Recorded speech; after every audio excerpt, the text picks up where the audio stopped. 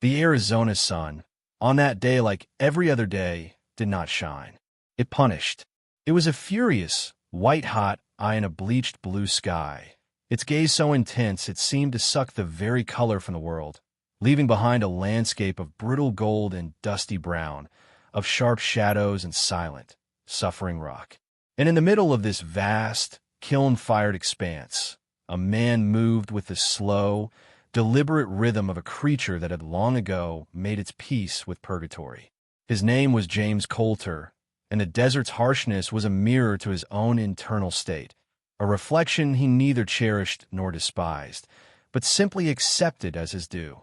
For 12 years, this patch of dry earth and this simple adobe cabin with its sagging porch had been the entirety of his world. It was a kingdom of one, its borders marked by the distant, hazy mountains, its laws dictated by the necessity of survival. Here, there were no questions, no expectations, no pitying looks or awkward silences filled with things better left unsaid. The ghosts that lived here with him were his own, familiar and, in their own way, comfortable. The men of his platoon, their laughter now just a faint echo behind the relentless crack of remembered gunfire. And the girl, always the girl from a nameless, dust-choked village on the other side of the world, her face a permanent smudge of fear and accusation on his soul. He had built this life not as a home, but as a fortress, and the solitude was both his sentence and his shield. The work was his liturgy, his penance. Today, it was the fence line that separated his meager claim from the endless wilderness. The old post was rotten at the base, chewed by time and dry wind, and the barbed wire hung loose and useless. He swung the heavy maul, the thud of it against the new post a dull, percussive beat that was swallowed whole by the immense silence. Sweat traced clean rivers through the dust caked on his forehead and neck, plastering his faded shirt to his back. Each impact sent a jolt up his arms, a physical sensation he welcomed for its simplicity, its purity. It was a feeling that required no thought, no memory, just muscle and effort. He was so absorbed in this rhythm, in the mindless consumption of another empty hour, that he almost missed the aberration. It was a sound first, or the lack of one. The cicada's electric drone suddenly cut out, a warning, ancient and instinctual. Then, a movement at the very edge of his vision, a flicker of wrongness in the steady, heat-hazed panorama. He straightened up, his hand automatically going to the small of his back where an old ache, a souvenir from his past life, always lurked. He squinted against the glare, his eyes scanning the shimmering distance. There, a figure, low to the ground, moving not with purpose but with a desperate, lurching stagger. It was a cloud of dust that seemed to generate itself, not from the wind, which was absent, but from the chaotic, stumbling footfalls of whatever was creating it. A lost animal, perhaps, a coyote sick with rabies, or a deer separated from its herd and succumbing to thirst. But the shape was wrong.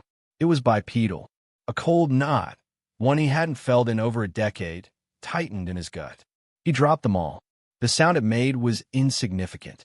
He took a step forward, then another, his boots scuffing the dry earth. As the figure stumbled closer, resolving from mirage-like shimmer into something terrifyingly real, the professional assessment of his old training kicked in, even as a deeper, more primal dread began to rise. It was a woman, or what was left of one. She was clothed in rags that were more suggestion than substance, strips of filthy cloth that fluttered around her like the remnants of a shroud. Her hair was a matted, dark tangle, her skin burned an angry red and streaked with dirt and what looked alarmingly like dried blood. Her feet, he saw that she was barefoot, and each step on the brutal, rocky ground must have been agony. She moved like a broken marionette, her arms clutched tight around her middle, her head down as if against a gale, though the air was perfectly still. This was not mere disorientation. This was a flight of pure, unadulterated terror. She collapsed perhaps 20 yards from his porch, going down hard on the unforgiving earth without even putting her hands out to break or fall. She simply folded, a small, final surrender to forces greater than her broken body could bear. For a long moment, James stood frozen, a statue in his own yard. 12 years of cultivated isolation screamed at him to turn around, to go inside, to bolt the door and wait for the problem to disappear or die. This was what happened when the world intruded. It brought pain, complication, and ruin. But then a different image superimposed itself over the sight of the fallen woman. The face of the Afghan girl, her eyes wide with the same bottomless fear. The memory was a physical blow. He had hesitated then. His hesitation had been a death sentence. The choice in that searing Arizona silence became terrifyingly simple. He could remain the man he had chosen to become, a recluse, a man who turned away, or he could reach back through time and try, just once more, to be the man he had once hoped to be. He moved. His own limp, a constant reminder of his failure, vanished under a surge of adrenaline. He crossed the distance in long, swift strides, the heat of the ground radiating through his boots. He knelt beside her, his shadow falling over her curled form. She flinched violently at his presence, a low, animal whimper escaping her cracked, bleeding lips. She tried to shrink further into herself, to become one with the dust. He didn't speak. Words were meaningless here, currency from a world that had no place in this moment of raw survival. He simply acted, with a gentleness that belied his rough, calloused hands and his imposing frame. He slid one arm under her knees and the other behind her shoulders. She was shockingly light, a bundle of bones and feverish heat.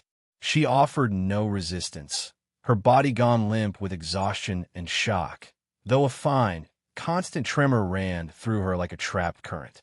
He carried her across his yard, up the 2 steps of his porch, and across the threshold into the cool, dim sanctuary of his cabin. The change in temperature was abrupt. The air inside was still and carried the faint, familiar scent of coffee grounds, old wood, and leather. He laid her carefully on his cot, the rough wool blankets scratchy against her ravaged skin. He moved to the hearth, where the morning's bank coals still held a glow, and added a few pieces of split juniper, coaxing a small flame to life. Its light danced on the walls, illuminating the stark, simple room and the broken creature lying at its center. He brought a tin cup of water. He didn't hand it to her. She was beyond that. He held it to her lips, one hand supporting the back of her head. She drank with a desperate, choking urgency, water sloshing down her chin and neck. Her eyes were open now, but they didn't see him. They were fixed on some middle distance, staring at a horror that was playing out on a screen only she could see. He refilled the cup, and she drank again, the act itself a tiny anchor in the vast, terrifying sea of her experience. He saw then the crude, blood-stained strip of cloth wrapped tightly around her left forearm. It was a savage-looking thing, dirty and frayed, clearly torn from something else. It was the only thing about her that seemed intentional, a desperate act of self-preservation. It was a secret she was clinging to, and the terror in her eyes suggested it was the most terrible secret of all. James Coulter looked at this woman, this ghost in the dust who had stumbled into his self-made prison, and knew with a certainty that shook him to his core that his years of silence were over. The world had not asked for permission. It had simply arrived, bleeding and terrified, on his doorstep. And for the first time in 12 years, he knew he would not turn away. The cabin, which for over a decade had known only the solitary, heavy-footed rhythm of one man, now held its breath. The air, once a familiar blend of wood smoke and solitude, was charged with a new, fragile electricity, the palpable hum of another presence, one of pure, unadulterated terror.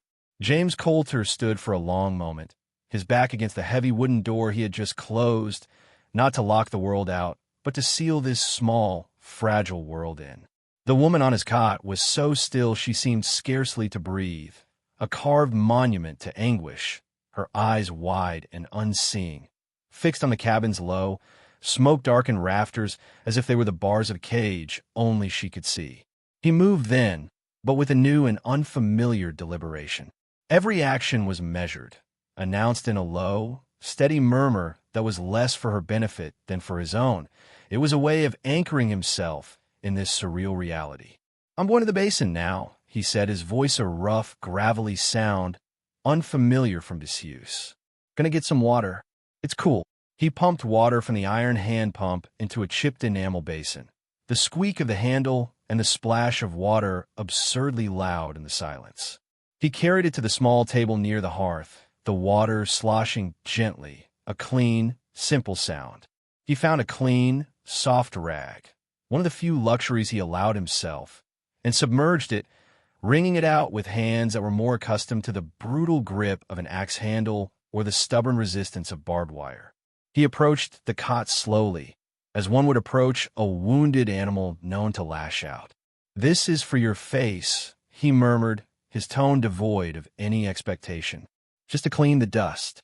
She did not acknowledge him, but when he gently dabbed at her forehead, she flinched so violently it was as if his touch were a brand. A sharp, hissed intake of breath was her only sound. He pulled back, giving her space, and simply laid the cool cloth on the table beside the cot. An offering, not a demand. He turned his attention to practicalities, building a small, efficient fire in the hearth. The crackle of the juniper would a comforting, normal sound. He set a battered coffee pot on the grate to heat, the ritual of it a touchstone of his daily existence. The familiar aroma began to permeate the room, a earthy, grounding scent. He pulled a threadbare but clean wool blanket from a chest and placed it at the foot of the cot. "This is for you," he stated, "when you're cold." Her eyes flickered towards it, then away, but he saw the minute shivering that had begun to rack her frame, a combination of shock and the cabin's cool air. Hunger, he thought. Thirst was one thing, but the body's deeper need would be next. He retrieved a can of stew from his meager supplies, the kind that could last for decades, and emptied it into a pot, setting it to warm by the fire. He stirred it absently, the soft, glugging sound of the thick liquid a homely counterpoint to the high, silent scream that seemed to emanate from the woman. He poured a portion into a bowl, placed a spoon beside it, and set it on the floor within her reach, were she to extend an arm. Then he did the most difficult thing he had done in years. He turned his back on her. He walked to the far side of the room, to the small, rough-hewn table that served as his desk, upon which lay a faded topographic map of the region.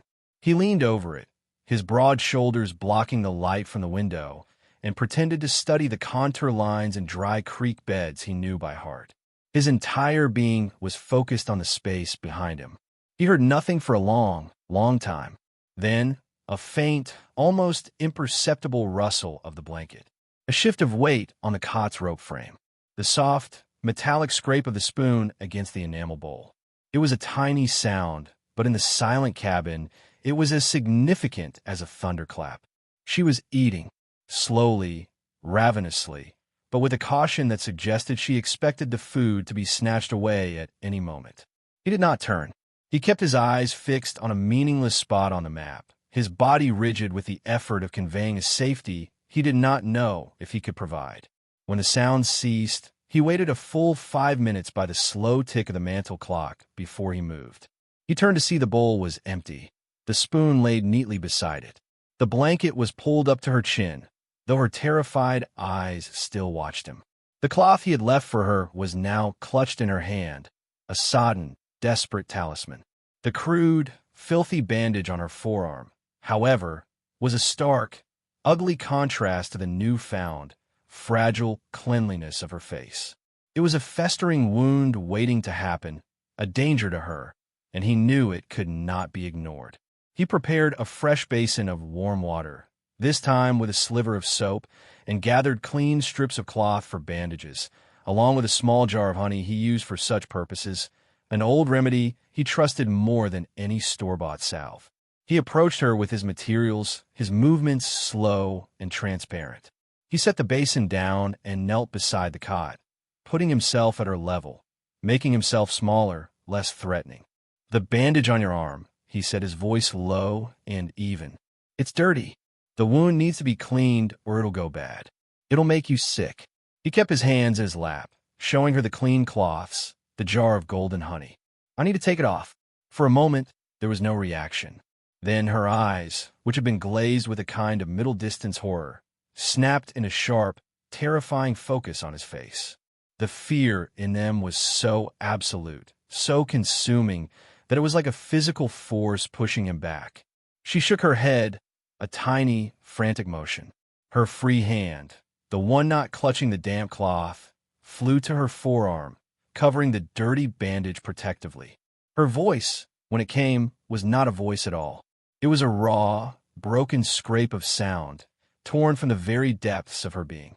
It was the sound of a creature cornered, pleading for its life. "Please," she begged, the word a dry, desperate rustle. "Don't take the cloth off." The raw terror in those 5 words was a weight in the room. It spoke of a pain far beyond the physical, of a violation so profound that the mere idea of revealing what lay beneath that rag was a torture in itself. James felt a cold certainty settle in his stomach. This was not just a wound. It was a message, a brand, a story written in scar tissue that she could not bear to have read. But he was a practical man. He had seen wounds turn septic. He had seen men die from lesser injuries than what that blood-caked cloth suggested. To leave it was to grant her a measure of temporary psychological peace at the cost of her very real, physical survival. He met her desperate gaze, his own eyes holding a resolve that was not cruel, but inexorable, like the turning of the seasons or the rising of the sun. "It has to be cleaned," he repeated, his tone leaving no room for argument, yet softened by a compassion he thought long dead. "It's not a choice. I have to." He saw the fight leave her then. It was not acceptance, but a final, devastating surrender. A single tear escaped the corner of her eye, tracing a clean path through the grime on her temple. Her body went limp against the thin mattress, her head lolled to the side, and she shut her eyes tightly, as if by not seeing, she could somehow remove herself from what was to come. She was braced not for pain, but for annihilation. Her hand fell away from her arm, offering it to him. It was the most terrible form of trust he had ever witnessed. The world narrowed to the space between his kneeling form and her offered arm. The cabin, the crackle of the fire, the slow tick of the clock on the mantel, all of it receded into a distant hum, background static to the profound and terrible intimacy of the moment. James's hands, which could swing a splitting maul with brutal, unthinking efficiency, now felt clumsy and enormous, instruments of potential torture. He looked at the crude wrap, a stark, filthy contrast against the pale, too thin skin of her forearm. It was not a bandage applied with care, but a frantic, desperate binding, a thing of last resort. The fabric was stiff in places, dark and glistening with old blood and seepage that had hardened into a grim crust. He began the slow, meticulous process of unwinding it. The outer layers were dry and rough, releasing a faint cloud of dust and the coppery, sickly sweet scent of infection. He worked with a patience he did not know he possessed, his movements slow and deliberate, each turn of the cloth a careful negotiation. He could feel the tension radiating from her, a high-strung wire of anticipation. Her eyes were screwed shut, her face a tight mask of awaited agony, her breath held in her chest. She was not here in this cool, quiet cabin. She was somewhere else, bracing for a familiar horror.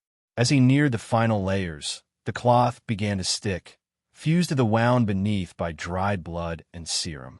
Here he had to pause, dipping a corner of a clean rag into the warm water and gently dabbing at the edges, softening the adhesion. His touch was feather-light, a world away from the rough handling this arm had doubtless known. Each time the cloth pulled slightly, she flinched, a full-body spasm she could not control, though she made no sound. Her silence was worse than any cry. It was the silence of someone who had learned that sound only invited more pain. Finally, the last sodden, stained layer came free. He set the foul bundle aside on the floor, his attention fully on the revealed flesh. The wound itself was an angry, vicious tear, a gash that spoke of a sharp, brutal impact, perhaps from a tool or a rock. It was inflamed, the skin around it pulled tight and shining a painful, angry red. It was bad, as he'd feared, a gateway for fever and rot that would have surely claimed her had she been left in the elements. But his experienced eye, trained in triage on far worse battlefields, took this in and dismissed it almost immediately. The wound was a temporary problem. It could be cleaned, stitched, salved. It would heal. It was what surrounded the wound that stopped his heart.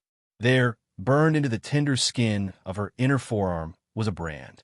It was not the clean, precise mark of livestock, but something crude and savage, as if done with a piece of metal heated in a campfire and held by a vengeful, unsteady hand.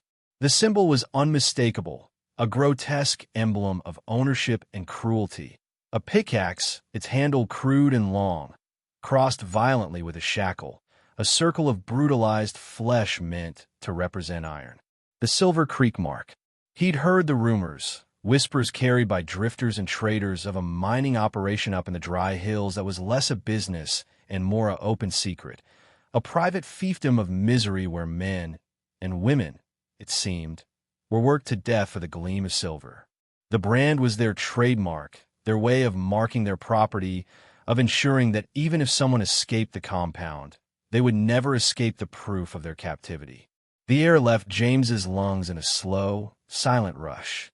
The cold knot that had formed in his gut when he first saw her stumbling across his land now spread through his entire body, a glacial wave of understanding and revulsion.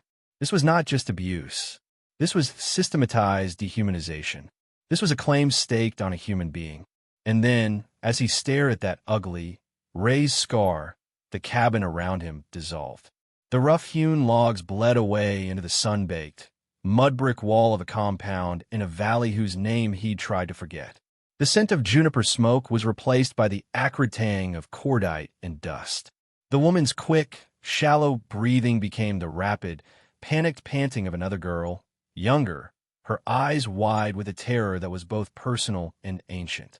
She was clutching at his armored vest, babbling in a language he didn't understand, her words a frantic river of pleas. But one gesture was universal. She was pointing at a heavy curtain covering a doorway, her whole body trembling, her meaning clear. He is in there.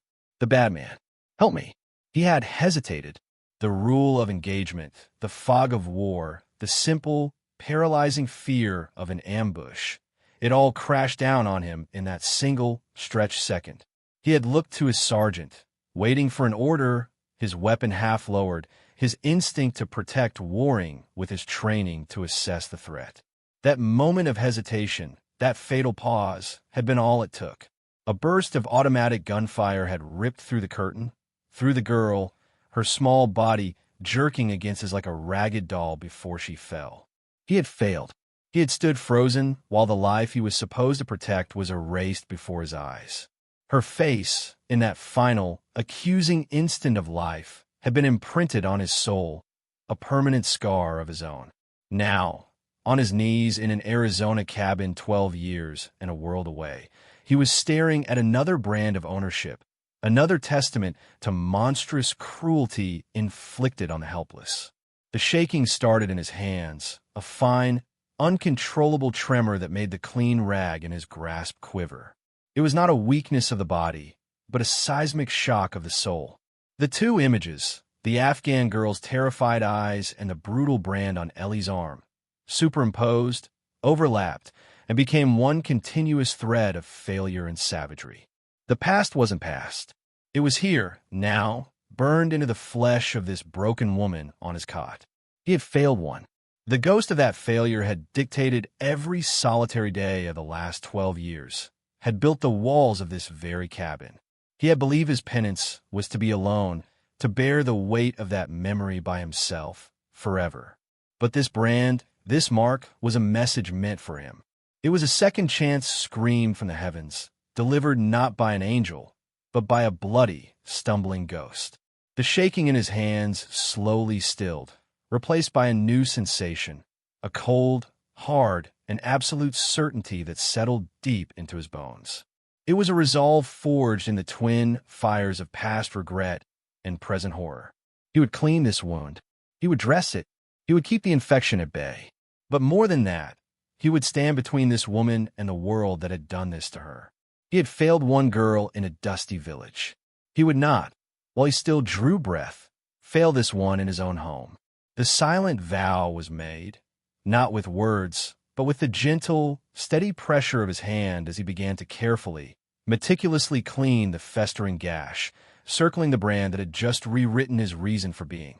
Time, in the high desert, was a fluid thing, measured not in hours on a clock, but in the slow crawl of sunlight across a rough-hewn floorboard, in the deepening of shadows beneath the juniper trees, and in the gradual, almost imperceptible softening of a terrified breath. Days bled into one another, each one a carbon copy of the last in its external rhythm, yet each containing a tiny, seismic shift within the walls of the cabin. James maintained the rituals of his solitude, the chopping of wood, the mending of tools, the long, silent stares at the horizon. But now every action was performed with a new, hyper-aware consciousness. He was a planet, and his gravity had suddenly, irrevocably, captured a moon. Ellie remained a creature of silence and shadows. She existed in the corners of rooms, behind chairs, a faint presence marked by the slight indent she left on the cot each morning and the empty bowl she left by the hearth each night. James spoke to her in that same low, steady murmur, a running commentary on nothing of importance. Winds picking up from the east. Might rain. Or, coffee stronger today. Bit too much grounds. He never asked a question, never demanded a response.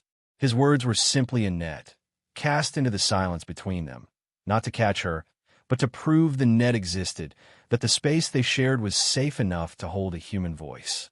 And then, one afternoon, a change so subtle it was almost missed. James was at the table, painstakingly repairing a leather bridle, his big fingers clumsy with the needle and wax thread. Ellie was on the floor near the hearth, her knees drawn to her chest, simply watching the flames dance. It was a position she often took, a compact ball of self-protection. But this time, her eyes were not glazed with terror or fixed on some internal horror. They were tracking his movements. He felt the weight of her gaze like a physical touch, a faint, curious pressure. He did not look up, did not break the rhythm of his stitching, but his entire being focused on the simple act of not shattering the moment. For a full 10 minutes, she watched him work, and the silence was no longer the silence of fear, but of observation. It was a beginning. The next morning, he awoke to find the blanket from the cot had been folded neatly and placed on the chest at the foot of it.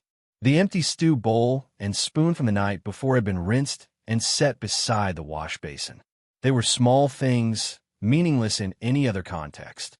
Here, in the fragile ecosystem of their coexistence, they were monumental. They were a form of communication, a language of tiny gestures. She was not just occupying space. She was beginning to inhabit it. This fragile, nascent piece was a soap bubble, shimmering with impossible colors, beautiful precisely because of its terrifying fragility.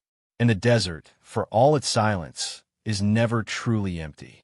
It was a lesson James knew well, but had, in the focus of the present, allowed himself to forget.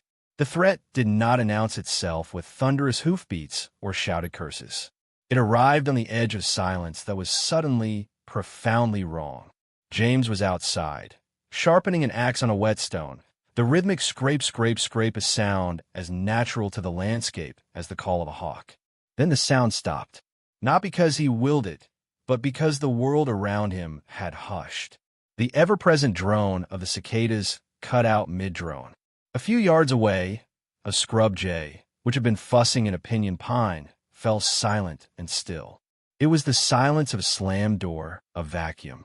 Every instinct, every nerve ending honed by years of warfare and isolation, screamed to life. He slowly straightened, his hand leaving the axe handle, his body turning with a deliberate, unhurried slowness that belied the sudden jackhammering of his heart. He didn't need to search for the source. They emerged from the heat shimmer near the property line. 3 men on horseback, materializing like demons from the dust. They rode not with the loose, comfortable gait of ranchers or travelers, but with a purposeful, predatory slouch.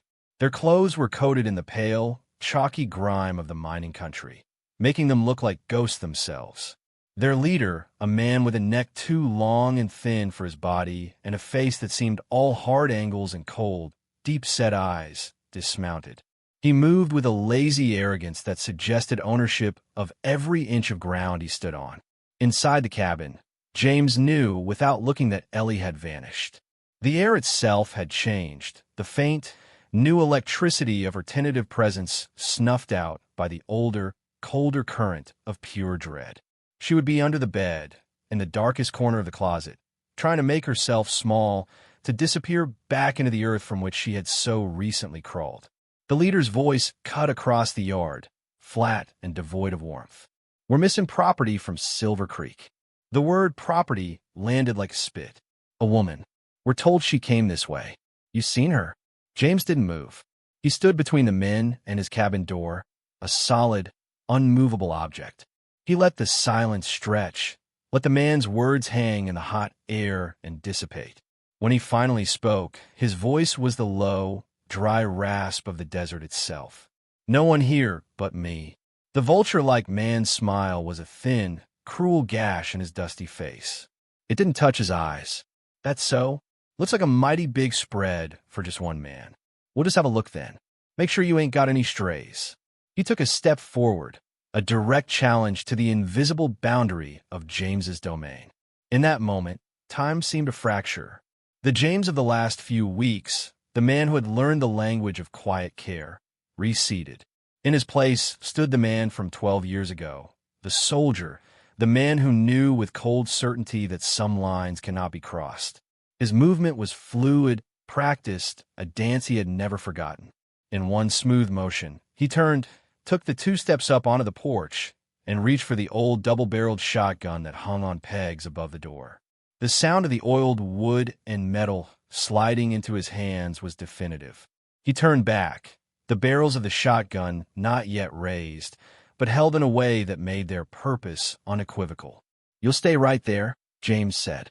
The words were quiet, but they carried the weight of finality. The 2 men still on their horses shifted, their hands moving subtly closer to the rifles in their scabbards. The leader's smile didn't falter. It merely grew colder. "That's a mighty unfriendly way to greet neighbors."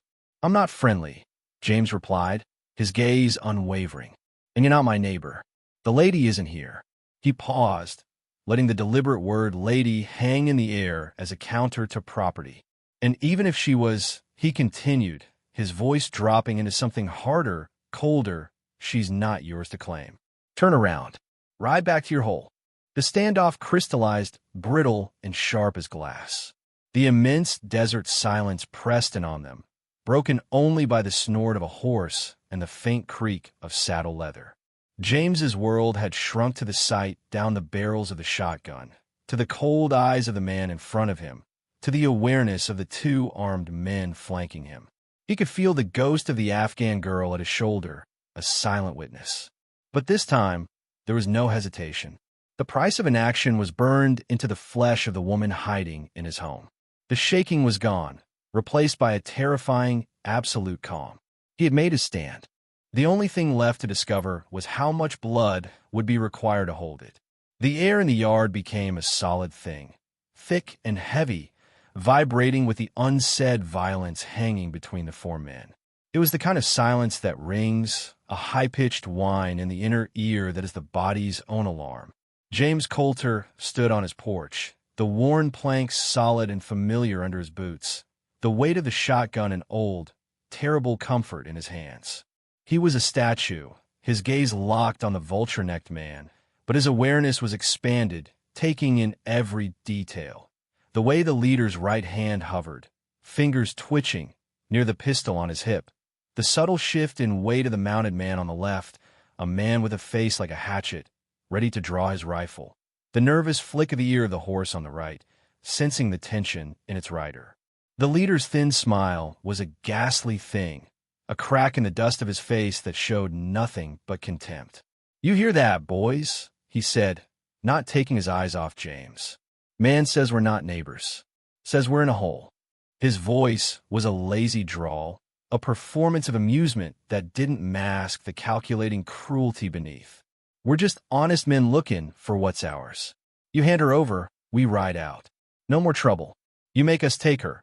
He let the sentence hang, the unspoken promise of fire and blood as palpable as the sun on their skin. James didn't blink. The offer was no offer at all. It was a demand wrapped in a threat, and accepting it was unthinkable. It would mean undoing every minute of the last few weeks, betraying the tiny, fragile trust he saw in the folded blanket and the clean bowl. It would mean becoming the kind of man who turned away, and he had already played that part once, with consequences that had haunted him for a lifetime. "You're deaf as well as dumb," James said, his voice low and flat, carrying easily in the dead air. "I said there's no one for you here. The only thing you'll be taking from this land is lead, if you take another step." To emphasize the point, he moved the shotgun a fraction of an inch, the twin muzzles now centering on the leader's chest. The final, metallic click-clack of the hammers being cocked was obscenely loud. It was the sound of a line being crossed, a negotiation ending. The leader's smile finally vanished, wiped away like a poorly drawn sketch. His eyes narrowed into slits, the pretense of civility gone, replaced by the raw, ugly truth of his intent. His hand stopped twitching and settled on the worn grip of his pistol. The two mounted men mirrored the movement, their hands closing around the stocks of their rifles. The scene was a powder keg, and the fuse was burning down to nothing. James's finger rested on the cold curve of the front trigger. He knew the math. The shotgun would take the leader. The second barrel would be for the man on the left, who was already half drawing his weapon. The man on the right would have time to fire. James accepted this. A trade. His life for the time it would take for the third man to kick down the door and find Ellie. It was a poor bargain, but it was the only one on the table. He took a slow, deep breath, the dry air scraping his throat. He focused past the man in front of him, to the distant, hazy purple of the mountains. A strange peace settled over him. This, at least, was a fight he could understand. This was a clear enemy, a defined threat. It was cleaner than the ambiguous horrors of war, simpler than the slow, agonizing work of healing. It was an end he could face without looking away. Just as the leader's knuckles whitened on his pistol grip, a new voice cut across the yard. It wasn't loud. It wasn't shouted, but it carried an authority that was as natural and imposing as the landscape itself. "I believe the man asked you to leave." The effect was instantaneous. All three of the Silver Creek men flinched, their heads snapping toward the sound. On the low ridge behind them, outlined against the bleached sky, sat a man on a patient, dusty horse. He was broad-shouldered and solid, sitting with the easy grace of someone born in the saddle. The late afternoon sun glinted off the five-pointed silver star pinned to his vest. In his hands, held casually but with unmistakable competence, was a Winchester rifle, its barrel resting across his saddle horn, pointed in the general direction of the interlopers. The leader recovered first, his face twisting into a snarl of frustration. "This is a private matter, Sheriff," he spat out, the title a curse on his lips. "Ain't no concern of the law." Abram Hale nudged his horse forward, walking it slowly down the incline into the yard. He didn't point the rifle at anyone specifically. He didn't need to. His presence was the threat. He was the law, and his calm, assessing gaze took in the scene. James on the porch with the shotgun, the three armed men facing him, the palpable tension. He saw the story written there as clearly as if it were printed on a wanted poster. "You're in my county, on a citizen's land, threatening him with firearms," Abram said, his voice still calm, but with a steel core that brooked no argument. "That makes it my concern, and I know the Silver Creek brand when I see it." His eyes flicked to the leader's hand, still on his pistol. "I also know a free woman when I see one. There's no indenture papers in this territory that hold up to that kind of mark. What you're doing is called kidnapping." He brought his horse to a stop between James and the three men, a physical barrier. He looked at each of them in turn, his gaze lingering on their weapons. "Now, I'm only going to say this once. Holster that iron. You and your boys ride out." And if I see you or any of your Silver Creek vermin near this land again, you'll be sleeping in my jail if you're lucky. If you're not lucky, the Undertaker will be measuring you for a pine box. The choice is yours. The standoff, which a moment before had been poised on a knife's edge of violence, now tilted. The certainty had drained from the Silver Creek men. They were bullies, used to preying on the weak and helpless within the confines of their camp. They were not prepared to face down a resolute man backed by the full weight of the law and an old war buddy with a shotgun. The two mounted men looked to their leader, uncertainty in their eyes. The vulture-necked man's jaw worked, his fury palpable. He looked from Abram's steady gaze to the unwavering muzzles of James's shotgun. The math had changed. With a sound of pure disgust, he slowly, deliberately moved his hand away from his pistol and raised it, palm out. "A misunderstanding, Sheriff," he said, the words ash in his mouth. "No," Abram said flatly. "It wasn't. Now, get off this man's land." There were no more words. The leader turned, mounted his horse with stiff, angry movements, and jerked the reins around. The three of them rode out of the yard at a trot, not looking back. They disappeared into the heat shimmer from which they'd come, leaving behind nothing but settling dust and the fading sound of hoofbeats. The silence they left in their wake was different now.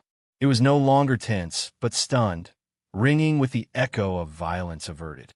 James slowly, carefully lowered the hammers on the shotgun, the clicks sounding like the turning of a great, heavy lock. He looked at the man on the horse, at the familiar set of his shoulders, the lines of age and experience on a face he hadn't seen in over a decade.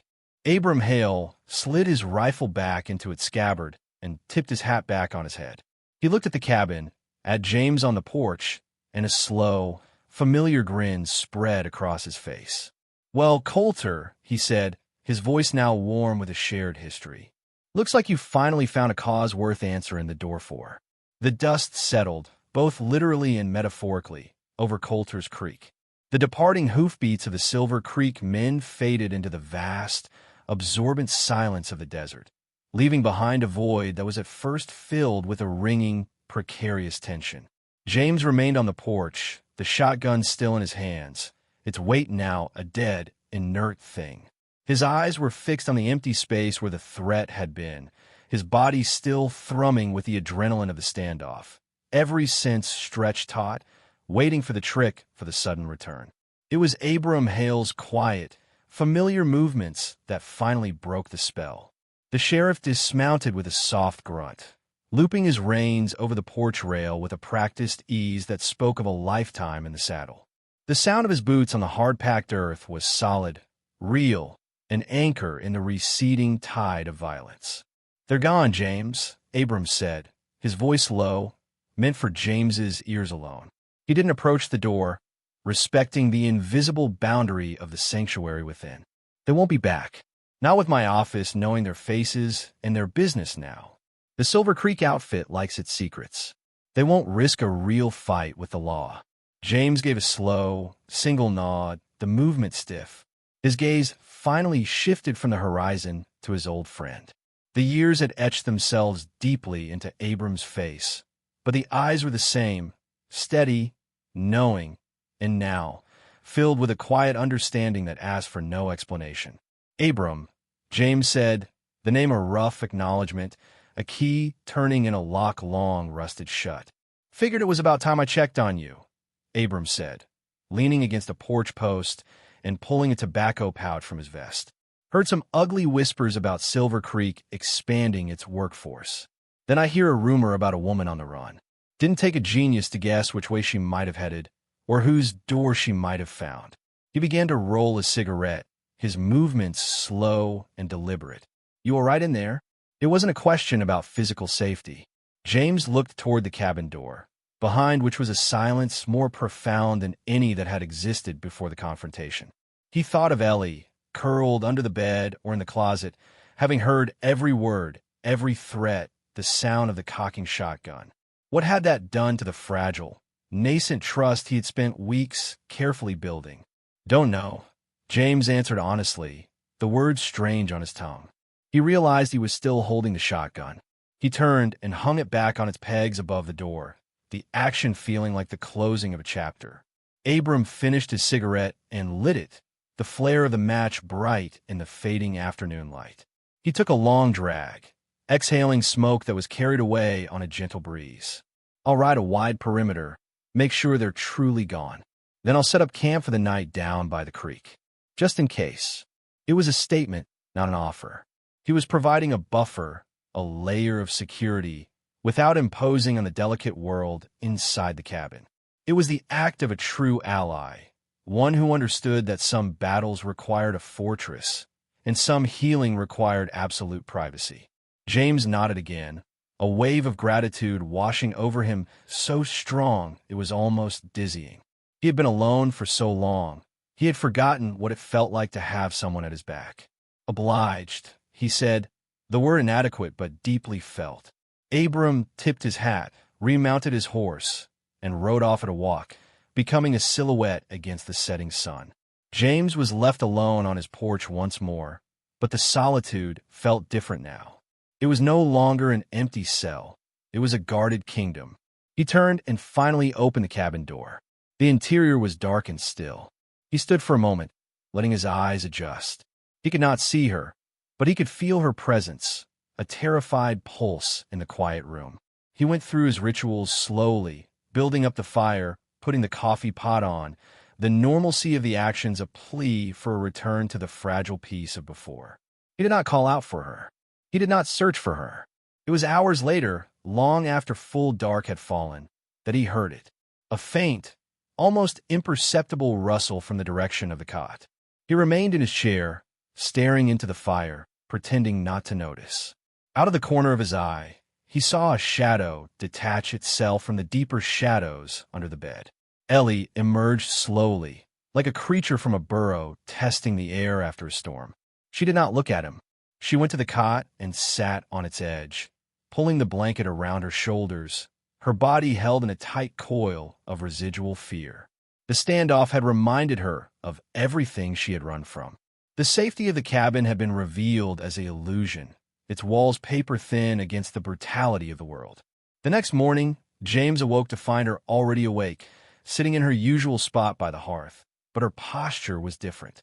The coil was tighter, the withdrawal almost complete. The progress of the previous days had been wiped away. A profound sense of loss settled over him. He prepared breakfast silently, setting her portion near her. She didn't touch it. He went about his chores outside, his mind heavy. When he returned at midday, the bowl was still full. The blanket was still on the cot, rumpled from the night. The hope that had begun to flicker so faintly within him guttered, threatening to go out. The silence felt like it had in the beginning, a wall of impenetrable glass. But then, the following morning, a change. A small one. He came out of his room to find the untouched stew from the previous day had been disposed of. The bowl and spoon were clean. It was something, a tiny signal from behind the glass. Days passed. Abram had ridden out after 2 nights, satisfied the immediate threat was gone, but promising to check in. The rhythm of the ranch reasserted itself, and slowly, agonizingly slowly, Ellie began to reemerge. It was not a linear process. There were days of retreat, of silence, so deep it felt absolute. But then there would be a counter-movement, a small advance that felt monumental. One afternoon, he saw her standing at the open door, not hiding behind the frame, but looking out at the yard, her face turned up to feel the sun. Another day, he found her not just watching him chop wood, but stacking the smaller pieces he had split into a neat pile against the cabin wall. She didn't look at him when he noticed, but the act itself was a form of communication, a statement of presence. The greatest moment came on a morning when the sky was a clear, endless blue. James awoke to the smell of coffee. Not his own strong, bitter brew, but coffee nonetheless. He entered the main room to find Ellie by the stove. She had managed to get the fire going and the coffee pot warming. She pointed to it, then to him, her eyes questioning, unsure. It was the first time she had initiated something for him. It was a question, an offering, a bridge built from the fragile timber of her shattered courage. He nodded, a slow, careful movement. "Thank you," he said, his voice rough with an emotion he couldn't name. She didn't smile, but something in her posture relaxed a fraction. She turned and picked up the broom, another of his tools that looked enormous in her small hands, and began, with intense concentration, to sweep the hearthstone clean of ash and dust. James poured a cup of the coffee she had made. It was weaker than he liked, but it was the best coffee he had ever tasted. He stood by the window, watching her. She was not the ghost he had carried in from the desert anymore. She was a woman performing a simple, domestic task. The rhythm of the broom against the stone, the gentle crackle of the fire, the warm scent of coffee. It was the rhythm of dawn after a long, long night. It was the sound of a life, not just being endured, but being gently, tentatively rebuilt. One quiet gesture at a time. The seasons in the Arizona high desert did not change with the dramatic flourish of other lands. There is no explosion of autumn color, no blanket of winter snow, no sudden greening of spring. Change here was a subtle, gradual shifting of light and temperature, a slow exhale of heat followed by a cautious, cooler inhale. It was a land of patient, almost imperceptible transformation, and inside the cabin on Coulter's Creek, a similar profound evolution was taking place. The brittle, terrified silence that had once dominated the room had been replaced by a different kind of quiet. A comfortable, shared stillness, punctuated not by the sounds of fear, but by the gentle rhythms of a life being lived together. Ellie was no longer a specter haunting the corners of James's existence. She had become a part of its fabric. Her movements around the cabin were sure and purposeful now. She kept the hearth clean, the few pots and pans scrubbed and hanging in their place. She had taken over the care of the small vegetable patch behind the cabin, her hands, once clenched in perpetual defense, now gently working the soil around the stubborn tomato plants and hardy squash. James would watch her from the porch sometimes, her hair tied back with a piece of twine, her face shaded by his old, battered hat, her focus absolute. In those moments, she wasn't a victim or a survivor. She was simply a woman tending her garden, and the ordinary beauty of it could sometimes steal his breath away. Their communication had evolved from a language of gestures into something richer. She spoke now, in soft, short sentences. The roof over the woodpile leaks, or the brown hen isn't laying. It was never about the past. It was about the present, the tangible, the fixable. James would grunt in acknowledgement, and they would work on the solution together, a silent, efficient team. He had taught her to shoot his old rifle, standing behind her, guiding her arms, his voice a low, steady instruction in her ear. She had flinched at the first blast, but then her jaw had set with a determination he'd never seen before. She practiced until she could hit a tin can from 30 paces. It wasn't about aggression. It was about agency. It was about never being helpless again. He, in turn, found himself speaking more than he had in all the previous 12 years combined. He told her about the land, which plants held water, which canyon trails the deer used, the name of every star in the winter sky. He spoke of his parents, long gone, of the farm back east that had failed. He never spoke of the war, and she never spoke of the mine. Those horrors existed in a sealed chamber, a dark room adjacent to the one they were slowly, carefully building together. Their shared, unspoken agreement was to leave that door closed. They were not defined by what had broken them, but by what they were building from the pieces. One evening, as the sun bled out over the western ridges, painting the sky in shades of violet and orange, they sat together on the porch steps. The air was cool, carrying the scent of juniper and earth. It was Ellie who broke the comfortable silence, her voice softer than the breeze. His name was Grayson, she said. James, who had been whittling a piece of pine, stilled his knife. He didn't look at her, keeping his gaze fixed on the distant horizon, giving her the space of the vast sky to fill with her words. The foreman, she continued, her voice a low, steady monotone, as if reciting a terrible fact from a book. He said the brand was so everyone would know, so we would remember who we belonged to. The pickaxe for the silver we dug, the shackle for the chains we wore. She was looking down on her forearm, where the ugly mark was now just a pale, raised scar amidst the newer, pink skin of the healed gash. She touched it with her other hand, not with revulsion, but with a weary acceptance. It was a part of her history, a chapter she could not erase, but whose power over her was finally, truly fading. She fell silent for a long time, gathering herself. Then she turned her head and looked at him. The setting sun caught in her eyes, and for the first time, James did not see the reflection of that terrified girl he had found in the dust. He saw a woman, resilient and weathered, her gaze clear and direct. "Thank you, James," she said. The words were simple, but they carried the weight of a life saved. "For not listening to me that first day, for taking the cloth off." He met her gaze, and in it, he didn't see the ghost of the Afghan girl he had failed. That old wound, while it would always be a part of him, had finally scabbed over. The constant, grinding guilt had been replaced by a different, quieter emotion, a purpose that was no longer about penance, but about presence. He saw Ellie, just Ellie. He simply nodded, the ghost of a smile touching his own eyes, a language they both understood. In the quiet that followed, under a sky now brilliant with emerging stars, their shared silence was no longer empty. It was full. It was full of a hard-won peace, of trust that had been built not in grand declarations, but in 1,000 small, quiet moments. It was a peace that was fragile, as all good things are, but it was real. It was theirs. Their story was just one of countless others unfolding in the quiet corners of the world. A tale of two broken people who had not so much saved each other, but had simply offered one another a safe place to mend. It asks a question of us all, a quiet challenge that echoes long after the tale is told. When you encounter someone else's pain, when you see the shadow of a past too heavy to bear, what will you do? Will you turn away, sealing your own solitude? Or will you find the courage to stand still, to open the door, and to make a space for healing to begin? For in that single, simple decision, a moment of kindness, an act of courage, an entire world can change. A life can be rebuilt. A fragile, precious hope can take root, even in the driest of earth. If you found this journey of resilience and quiet courage moving, please like, subscribe, and share.